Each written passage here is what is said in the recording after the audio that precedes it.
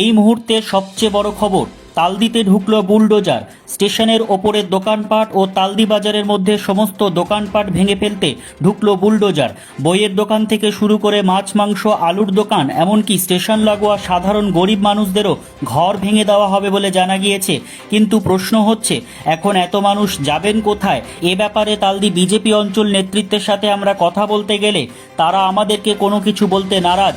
দোকানদার ও সাধারণ মানুষদেরকে 4 ঘন্টার সময় দেওয়া হয়েছে, যাতে তারা তাদের প্রয়োজনীয় জিনিসপত্র বের করে নিতে পারেন। রাতের দিকে শুরু হবে ভাঙচুর।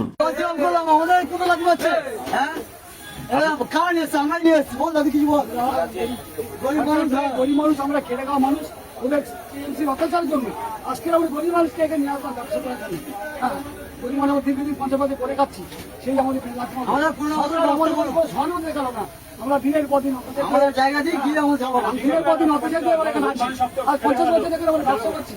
আমাদের যদি সরকার সম্মান দেখায় তাহলে আমরা বাঁচতে পারবো, নাহলে আমরা মানে পুরো ফ্যামিলি, এতগুলো ফ্যামিলি রাখিয়ে মরে যাবো।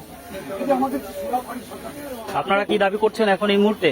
এই মুহূর্তে আমাদের না ভেঙে আমাদের ব্যবস্থা করুন, আমরা সেখানে চলে যাবো। হ্যাঁ, তাহলে তো আমরা না খেয়ে মরে যাবো, আত্মহত্যা করতে হবে, রেলে বই করতে হবে।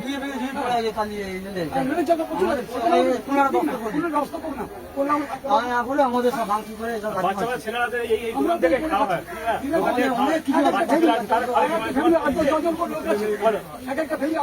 লোক আছে, কি করে খাবো? আমাদের সহানুভূতি যাবে না।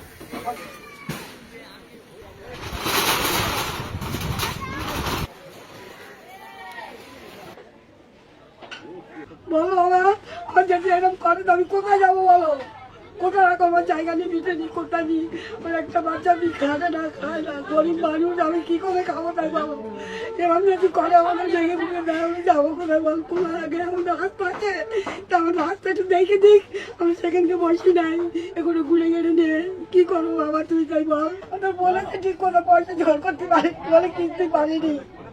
আমাদের স্বামীরা মরেই গেল এখানটায়, আমরা কিছু করতে পারিনি বাবা। ছেলে ছেলে মরে গেল, আমার তো কোনো ঘর বাড়ি নি, কোনো জায়গা কিনতে পারিনি। তাহলে আমরা কী করে থাকবো? এখানে পানসুপুরি বেশ সে পর্যন্ত আমার তুলে দিলে, জানো, কোনো জায়গায় একটু জায়গা কিনতে পারলুম নি। এই বেটা বউ সব আছে, ছেলে মরে গেছে, বড় ছেলে, স্বামী মরে গেছে আর 3 মাস। আমরা কি করে খাবো বলো? এখানে একটু খাতুন পান বিড়ি বিক্রি করে সে তুলে দিচ্ছে, তাহলে কোথায় যাবো আমরা?